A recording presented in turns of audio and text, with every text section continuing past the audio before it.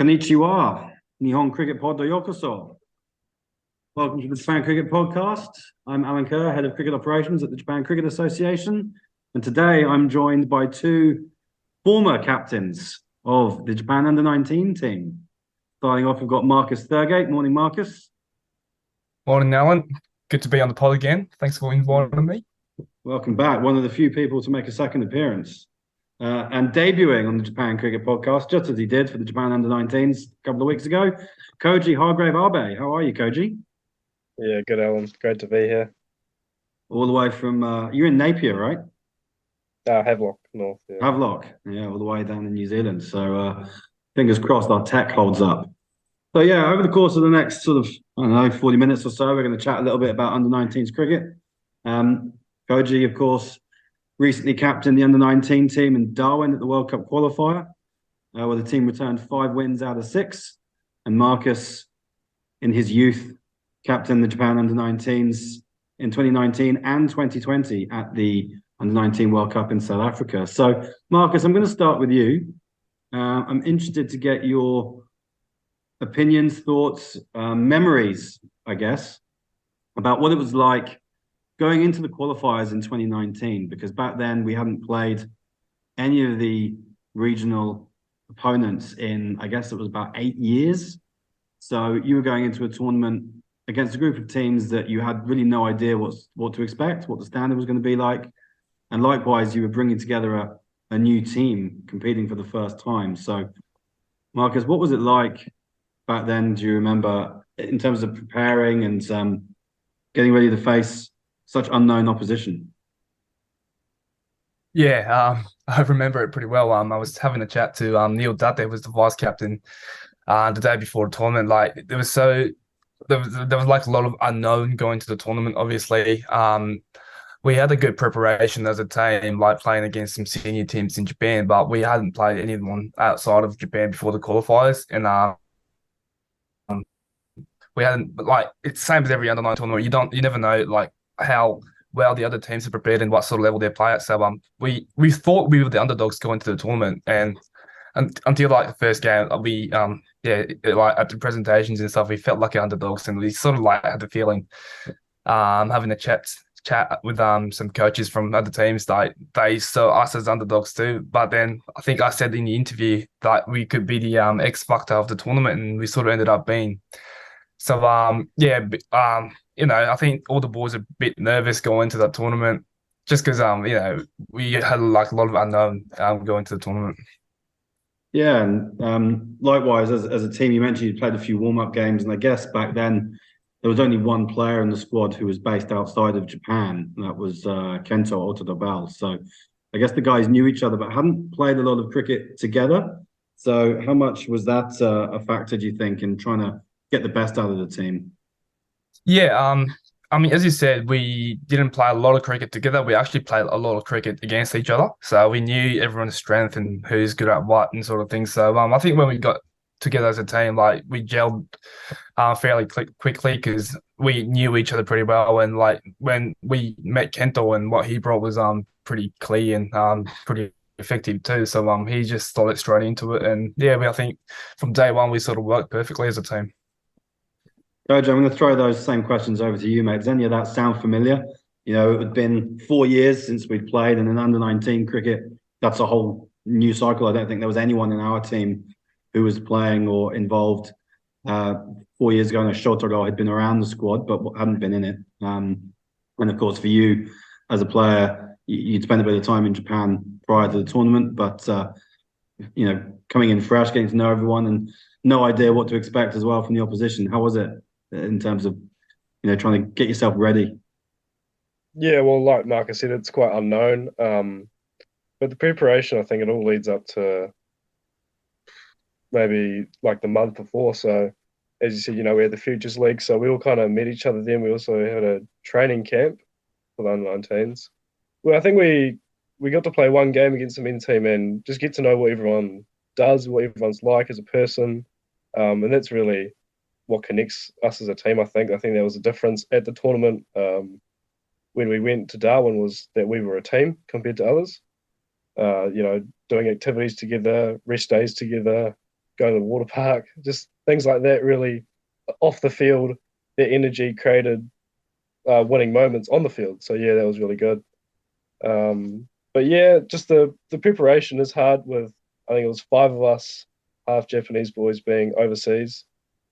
It is quite hard to get everyone together, and especially first game, a really big one.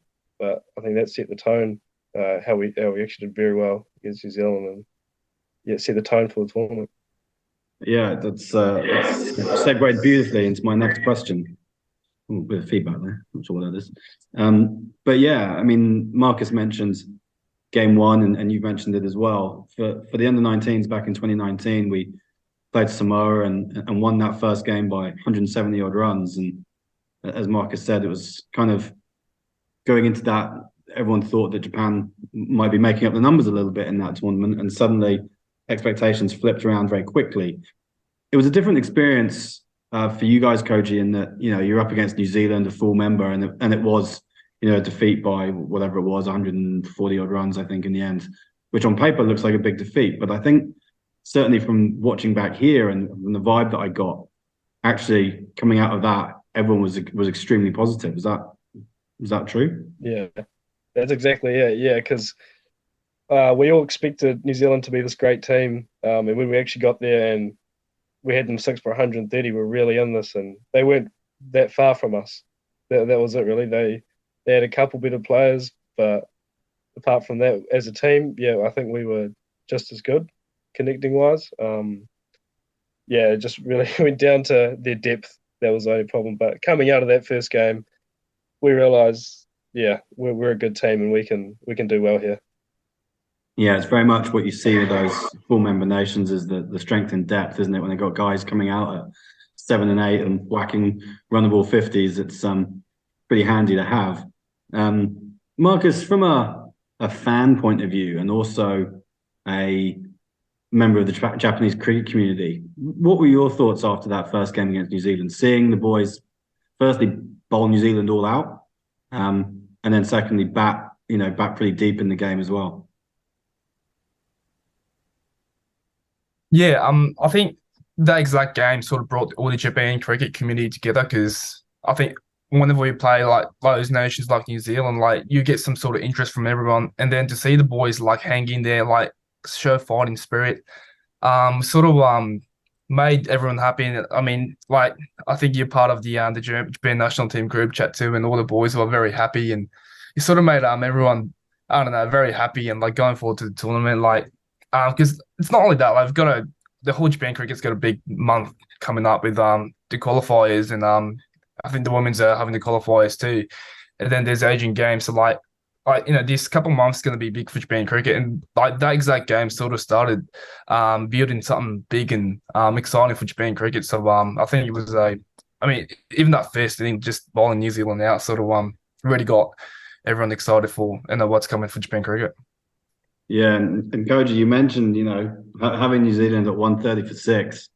Like everyone was up and about, and Marcus mentions the men's team group chat. I'm in that as well, and it's very there was a lot of noise on it. It was really, really good, and Sabarish is putting up little screenshots, videoing his TV of wickets going down, and everyone gets pretty pumped. I mean, did much of that transfer through to you guys in the group, the support that was existing back home? Yeah, 100%. As you know, we had Declan, so he was showing us the chats after the game, and it just really showed how much support we had. I didn't realize it. I didn't realize how many of the boys would be watching, but support, yeah, it was amazing, and that energy went into our games. Yeah. Yeah, right. I mean, we have to kind of, I guess, address the downer of the whole thing. Of course, that in losing to New Zealand, that meant that World Cup qualification was pretty much off the table.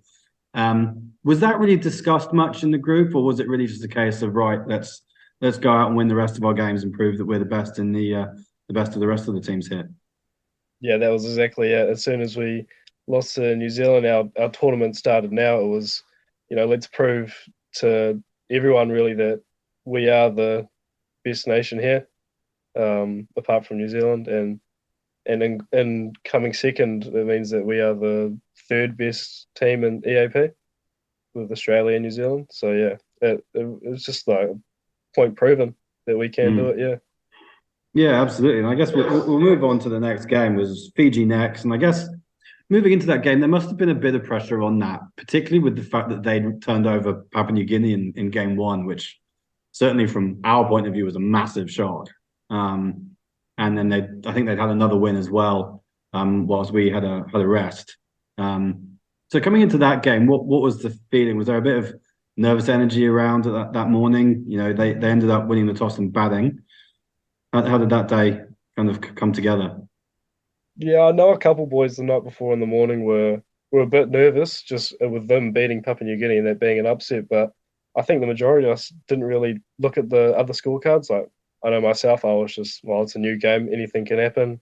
I know a couple boys like that as well. So we didn't really take much what they did in the past. Obviously, it's a completely new day, anything can happen. So, and yeah, I mean, we bowled them out for 80, so I think that worked really.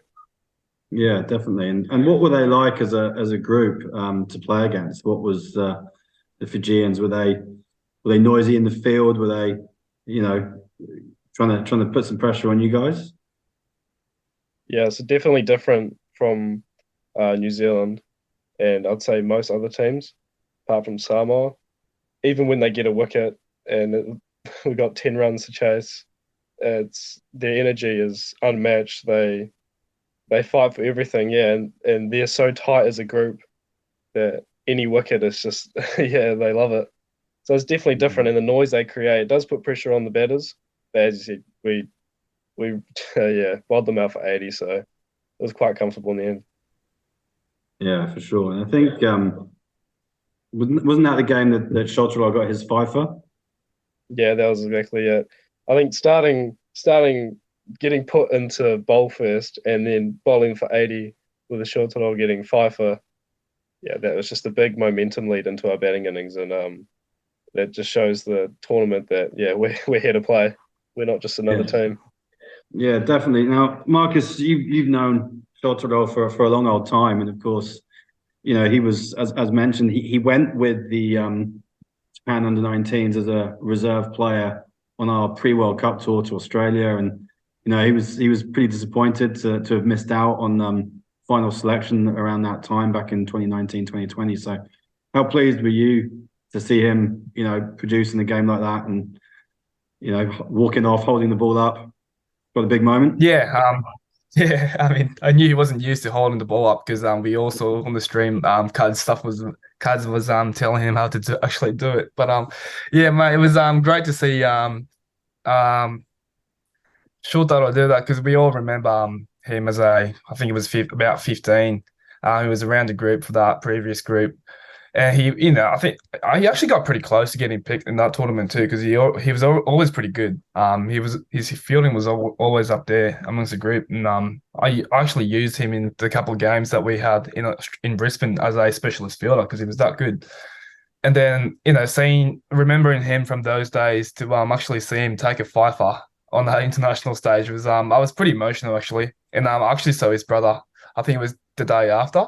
And I'm pretty sure that I was been texting him the whole time that he's telling him that he's better now than his brother. So, it's funny how things can change in 4 years. You know, I mean, when the article came out and they said the shorter was the oldest player in the group, I was like, yeah, that time does fly. And yeah, I mean, doesn't I mean to be honest, it doesn't surprise me because he's always loved this cricket. He's whenever I go to Sana, I saw Shotaro. I know he likes his cricket. I know he works very hard on it. So no, it's great to see someone getting rewards like that.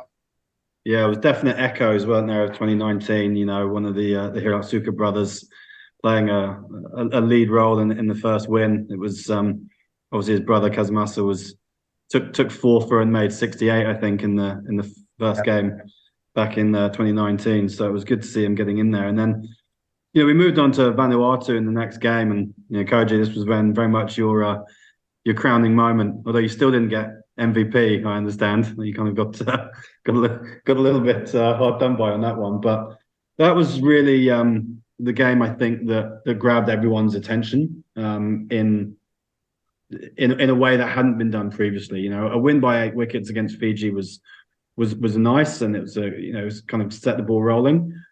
but that win against Vanuatu was a pretty big statement.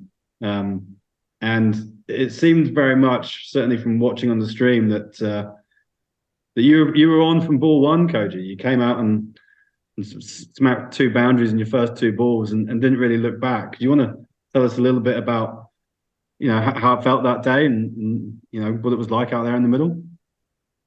Yeah, it was a bit funny actually. I wasn't feeling too good in the warm-ups. And then I picked up my bat and it was ferociously heavy.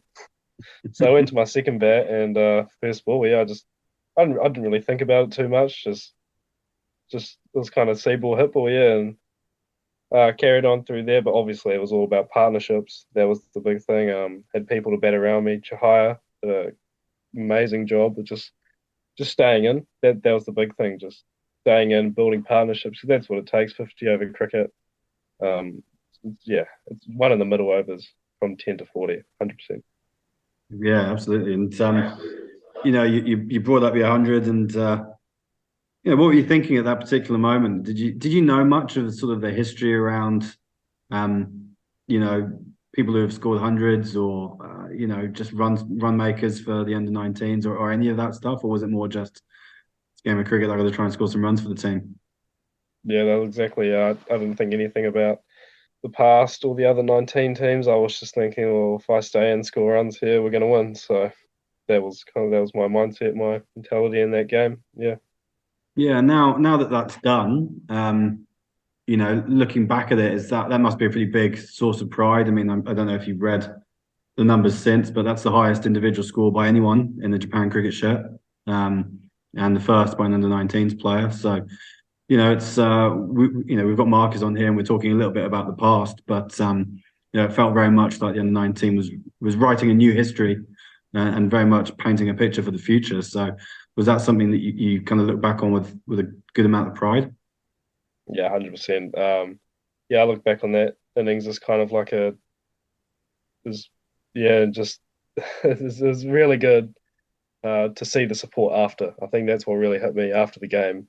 The amount of messages from everyone, really, everything on the social medias, yeah, it was just incredible to see, and I think that motivated everyone, especially Kiefer in the next innings, taking Yeah, seven for, yeah, yeah, we'll and come that to just that. motivated everyone. Yeah, it was quite something. We'd seen Vanuatu had been bowled out for I think 35 by New Zealand a couple of days previously, but they'd had a rest, and I think we kind of expected them to bounce back from that. So once Kiefer got the ball in his hand, and next thing you know, he's taken 7 for 11, and yeah, again, an awful lot of excitement. What as captain, what are your feelings when you have a bowler just running through a team like that? Because actually, he started off quite slowly, but once he started pitching the ball up, the wickets were coming pretty quickly. And was it just a case of, mate, you just keep going? Yeah, it was more of a case of just hit the stumps, bolt the stumps. It feels quite good as a captain, to be honest, when you put 300 on a team and you've got a bowler sprinting in, charging in, trying to bowl their head and take stumps. It's what you want as a team. And then you saw the energy in the field. It was probably definitely one of our best fielding games. I don't think any drop catches. And yeah, it just all builds up to that one point where Kiefer takes 7 for, yeah. Yeah, it was pretty special watching that. And you've mentioned a couple of times the support from back home. How much do you think your trip to Sano prior to selection and the tournament itself helped you in terms of just getting to know people and building a connection with the Japan cricket community? I'm aware that you've been trying to come over for a couple of years, but you were due to come, I think, for the first time in 2019, 2020, but COVID obviously got in the way and has delayed that by 3 years. But that visit you spent what, I don't know, about 3 weeks over here, 4 weeks in the build up. Yeah, So it ended up, yeah, being a month, yeah. yeah, how much of an impact do you think that made on for yourself in holistically, but also specifically around the responses that you got? Yeah, so it helped a lot. Yeah. Meeting everyone, just the amount of people I met and actually Japanese I learned as well. That was quite good. But yeah, the men's team, when I played the game for them, all the boys that I met from there, it was great. Yeah, meeting the Suno team, also playing for the Vipers as well. Just everyone really kind of came together, and I was getting texts from all these boys. So yeah, it was really good. Yeah, these days, this day and age of social media, it's pretty easy to get in touch with people, isn't it? So you must have had messages from guys you probably didn't even know who they were. But Yeah. that sort of whole vibe and atmosphere of positivity, it does build, doesn't it? And that took you into the next game. After a big win, you then up against Samoa, and it was a win by 134 runs, another half century for yourself. It kind of felt almost a bit routine at that point. Is that fair to say, or were you still kind of trying to keep everyone, making sure that the focus stayed? I think it was a bit routine. Especially after that big win against Vanuatu, I thought we actually got a bit cocky, and it was quite good. It was like, yeah, we are better than them, and then we started adding more slips, more back pads. We came up with different field positions. We're talking with Kendall back home, and me and Kaz were making up plans the night before. It was actually really fun. We just kind of thought, we're not one of these teams that are just going to turn up and lose. We were here to win, yeah, and that's how it started. Yeah, I know the commentators got pretty excited at about pads being in, and mate, that does bring on. You took a couple of good catches in that game. Yeah, it was I haven't, quite I haven't, surprising. I haven't seen many bat pads taking a catch off a full-blooded pull shot, so that was a pretty good moment. Um, Yeah, so then following on from that, we won that game by 134 runs. It was a big win. And then it was Papua New Guinea up next, and it was a rest before the PNG game. Marcus, I'm going to come back to you because you have your own history with PNG, having never had the chance to play against them. What were you feeling like in those couple of days building up to that game? We've heard from Koji just then that the team's getting a bit cocky and everyone's feeling pretty confident. Were you feeling the same, or were you still? I was nervous. I was Yeah. nervous. Yeah, I mean, I called Kaz actually a few days before the game. I thought, like, you always see this happen. Like, you have like few good wins, and then you lose against some. You see teams lose against unlosable teams, like PNG did against Fiji in the first day. And although I was confident in the boys, like I knew that sort of thing can happen in a tournament like this. So. Yeah, I mean, I was nervous the whole time because, you never know what sort of energy they turn up in. And, when something goes wrong and could all, go the wrong way sort of thing. So I was very nervous going in. So, yeah, and you spoke about my personal history. I mean, it's not really only my history, to be honest. I think Japan PNG thing's been going on for nearly 10 years. And yes, but I was nervous, but saying that I think we really made a big statement after the game that we're a proper team that we can compete against you guys against PNG, and obviously them qualifying for the last World Cup and stuff like that. We haven't had a great history against them, and I think we really made a big statement there that we're here for the fight, and hopefully that transfers to the men's team too. Yeah, very much so. It was 16 years that we've been coming up against Papua New Guinea in male cricket. So that's in men's and under-19s. The women started a couple of years later, I think.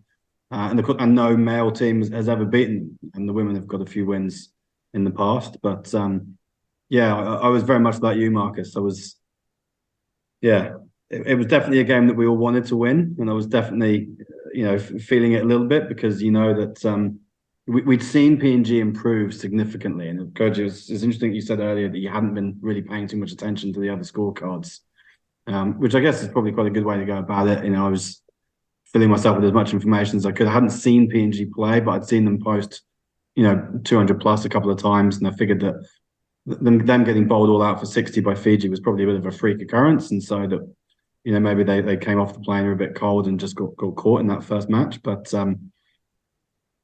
going into that game, then Koji, we see them win the toss and bat. You said that you'd been sort of coming up with plans and stuff, getting them all out for under 100. Obviously, a great start. At one point, I think they were 60 odd for 6, and it looked like might be out for even less. And a couple of guys played a few shots late on, but I guess at the change of innings, again, was the feeling, oh, this will be a walk? Was it similar to the Fiji feeling, or was there a bit more feeling that there was a bit extra riding on that game? I think before the game, I think our confidence got knocked a bit just against Papua New Guinea. We kind of reset. I think everyone was nervous. I know myself, I was nervous. Papua New Guinea, with our history with them. So yeah, winning the toss and losing the toss and we got put into bowl first wasn't too bad for us, to be honest, because we can break the nervous energy with our fielding. So and it did work. We ended up doing really well. We knew they were a much better team than other teams we've faced. The energy in the warm ups, you could hear them. And as soon as they came out to bat, they were running at our bowlers, which was just different. And I don't think any of our bowlers have bowled to that yet in this tournament. Yeah. So I think that the thing was, though, as soon as we got a wicket, we got another one, and that was it. We just kept the squeeze on. Because it was a day-night game as well, so it didn't start until after lunch. I guess that almost makes it worse in that sort of nervous energy in the morning just lasts a bit longer and drags out a little bit. Yeah, definitely. The nervous energy, it just kept going. Yeah.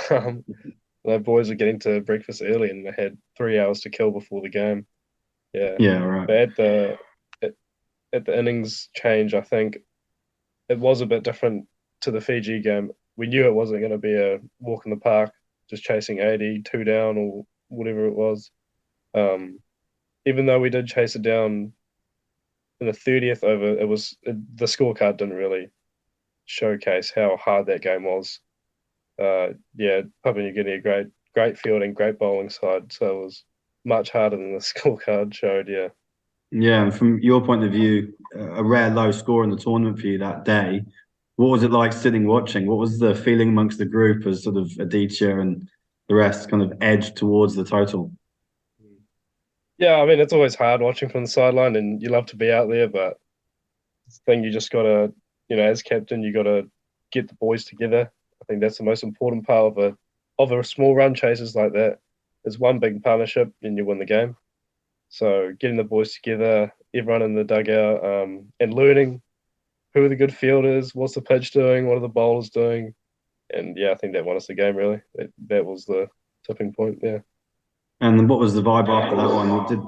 Was there a real acknowledgement from the group of how much that game meant to you as a team, but also to the Japan cricket fraternity as a whole? Yeah, it was a big win for us. We definitely let it soak in that night, with the rest day the next day as well. So yeah, it felt like we did. We had a really big win, not just for us, but for Japan Cricket Association. Yeah, it felt really good. And Marcus, how was it for you, mate? That was, I know for me, I was able to crack open a couple of beers and finally lay some ghosts to rest watching that one. Was it a similar experience for you?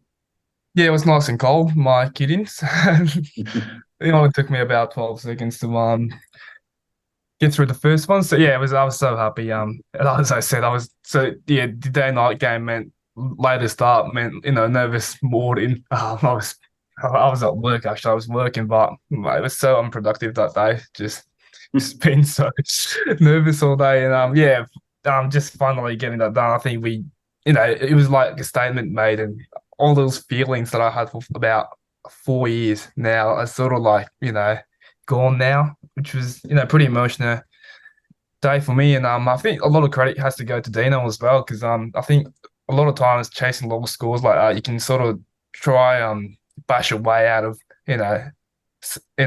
those tough scenarios. I think a lot of boys really had the Dino DNA of fighting hard for those runs, and I think we really saw that from guys like Adit and Nikhil during the tournament, that they really had to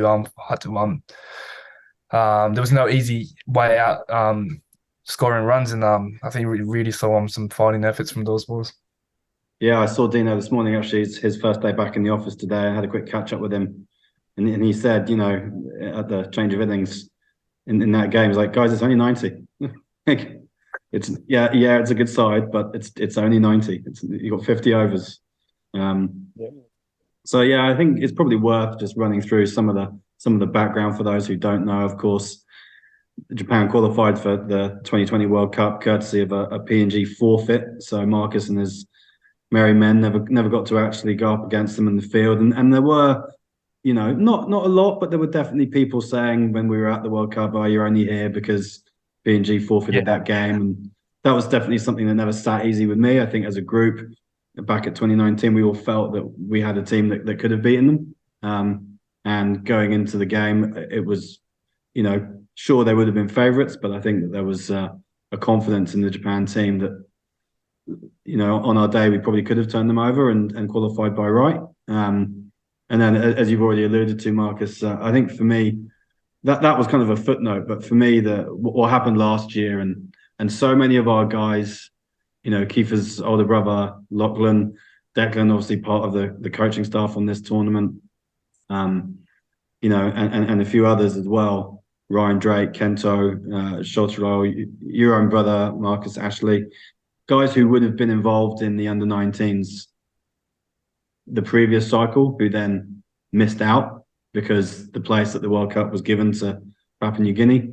So to be able to then make that statement win by saying, actually, this current crop of players, that the work that's been put in behind the scenes over a long amount of time is paying off now, and there's cricketers from Japan who are looking to take over and hopefully be the dominant force in the region. And PNG deserve a lot of credit for what they've done over a long period of time. But it does feel, hopefully with this win now, that that the balance might be shifting a little bit, and that Japan are going to be consistently strong. And I think that kind of leads into my next point, was around the general age of the side, Coach. I mean, you're still only 17, right? Yeah. So even as a captain, you're pretty young. Unfortunately, your birthday falls just the wrong side of the cutoff point. So this will be your only qualifying tournament. But 7 of the 14 will be around in 2 years' time for the next qualifier. And of course, by winning against PNG, that all but guaranteed second spot in the tournament. And the structure for qualifying will change from next year. So there won't be one big tournament in going forward. It will be 2 divisions. And by finishing second, Japan guaranteed a place in Division 1, which means that in 2 years' time, we'll play the Division 1 qualifier, which could only be 2 teams. We're not quite sure what that's going to look like yet.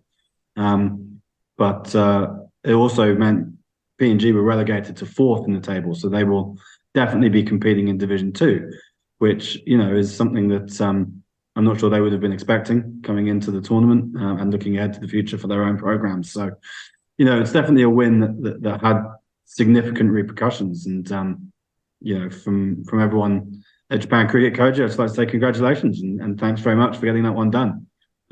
Definitely meant a lot to a lot of people back here.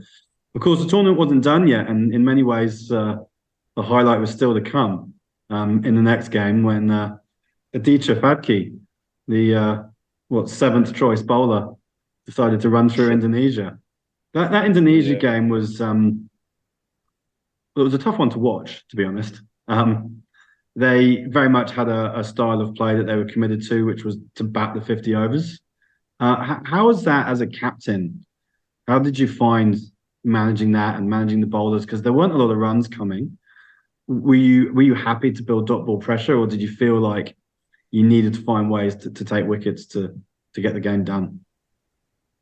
Yeah, I think it is quite hard when they have no intent, because then you can't get wickets with catches and that, because they're not actually looking to score runs. The only way you're really going to get them out is if they miss a good ball. And I think by rotating bowlers, that was probably the key with bringing Aditya on, and just changes of pace. You can face Kiefer, who's just going to put it on a length, but when you have someone else at the other end who's bowling significantly slower, it's definitely going to draw them out. And it is hard when someone is standing there getting 25 off 100, but it's kind of a thing you just have to get through the O's and just get through it. Yeah.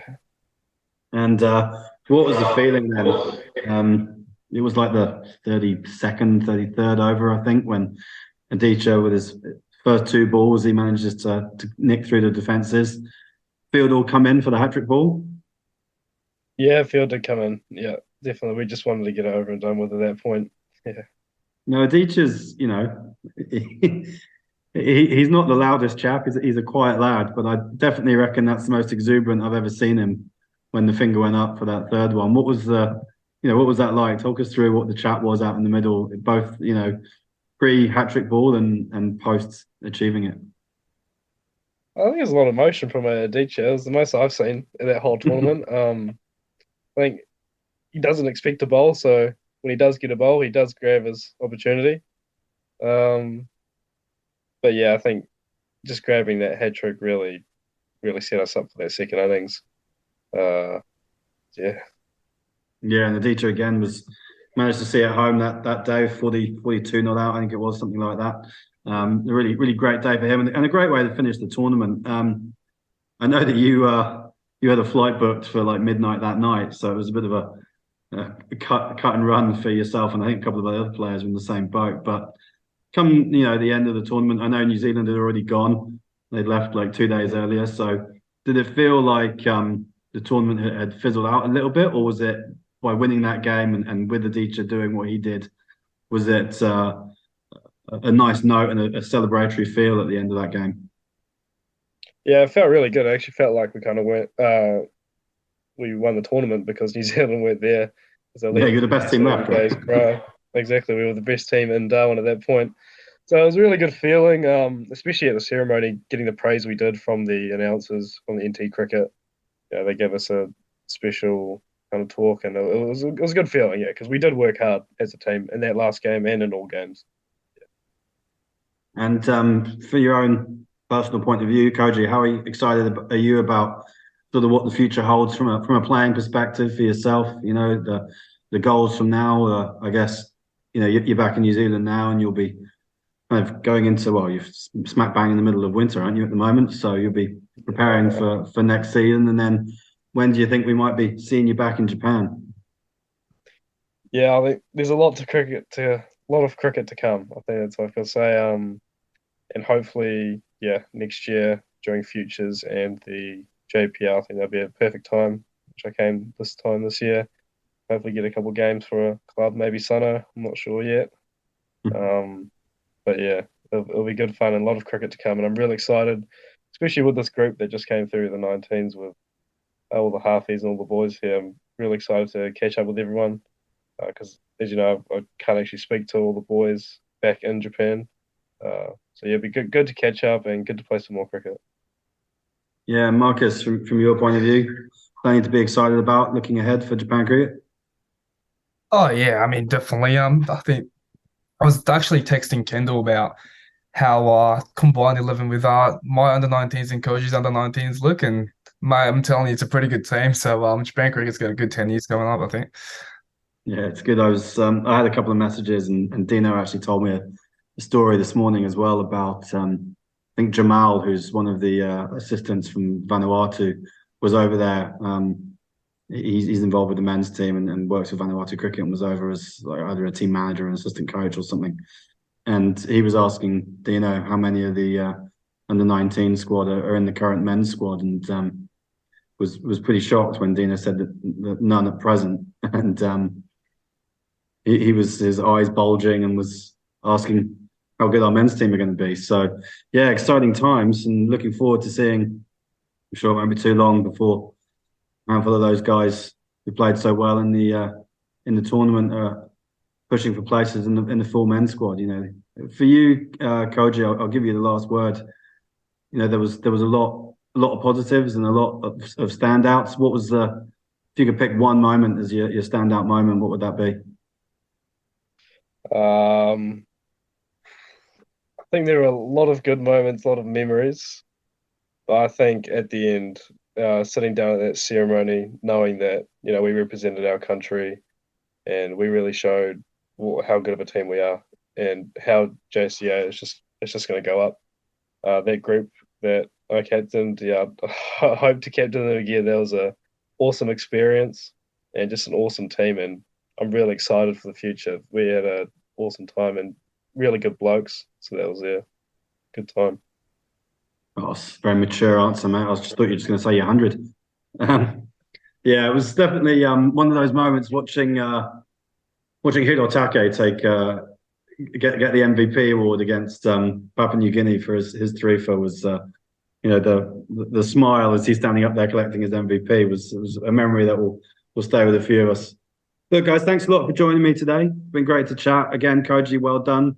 Marcus, thanks for sparing the time. I know you've got a busy work day going on, so I suppose we all better get back to it on a Monday morning. But it's been really good having you guys on to relive the tournament, and yeah, long may the winning runs continue. Cheers, boys. See you soon.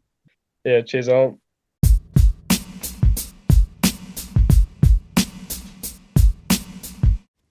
Hello all, me again. I just thought I should return after my chat with the boys to cover one thing we did not talk about specifically in the interview, which was why New Zealand were at the qualifier in the first place. The qualification process for the Under-19 World Cup actually begins with the results of the previous event.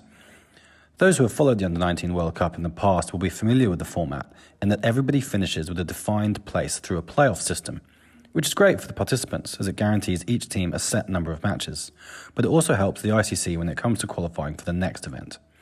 The top 11 teams are guaranteed entry for the next tournament, while the last 5 qualifying places go to the winners of regional competitions which are held in Africa, Asia, Europe, the Americas, and of course our own region, the East Asia Pacific. Now technically, our region includes Australia and New Zealand, so when the Kiwis were unable to travel to the 2022 tournament due to COVID restrictions in their country at the time, the ramifications for that were them having to take part in this qualifying tournament for the 2024 edition in Sri Lanka. There remains only one place available for the region, which is why Japan got a bit of a raw deal. Now, most of my regular listeners would have heard me absolutely raging about how the ICC determined qualification for the previous Under-19 World Cup, which is alluded to in the chat here and covered in depth in Season 1, Episode 7 if you'd like to go back and listen. On this occasion, however, I am going to cut the ICC a little bit of slack. The proper process was followed, and it would have been unethical to just gift New Zealand a place at the tournament because they're a full member. Sport should be decided on the field of play, a point I make vociferously in the previously mentioned episode. Funnily enough, the real winners here are actually the Americas region. It was the West Indies who, as hosts, finished 11th in the 2022 Under-19 World Cup, and we assume that had they participated, New Zealand would have finished above them. Had that been the case, then the West Indies would be qualifying this time, with Canada likely to be the unlucky team missing out. That's all open to debate, of course, but that happened in the last tournament thanks to the UAE and Ireland having really good tournaments and finishing 9th and 10th respectively, so neither of those need to qualify this time around. So that's the reason. Of course, it still sucks for Japan because this is a group of players who absolutely deserve their shot at the World Cup. But as we said in the show, the future looks bright, and hopefully Zimbabwe and Namibia 2026 will be our opportunity. But as always, we have to earn that right on the field first. Thanks for listening, and I'll be back in due course. Arigatou gozaimashita.